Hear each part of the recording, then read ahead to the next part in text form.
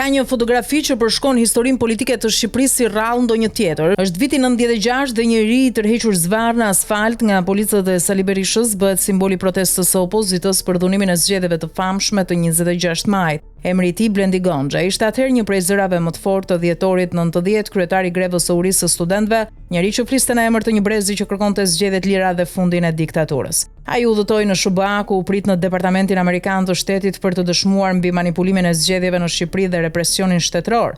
Media ndërkombëtare e trajtoi si një figurë të re të opozitës, simbol të kurajos politike.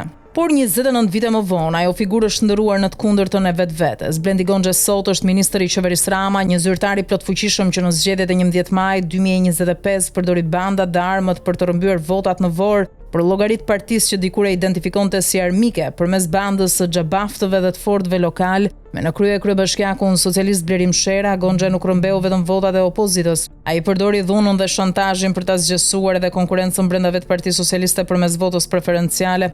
Votat që duhet ishin zgjedhje qytetare u kthyen në rezultat të një strukture ushtarake zgjedhore, të drejtuar nga grupime që janë të njëjtat me ato që dikur përbënin krimin elektoral të Berishës.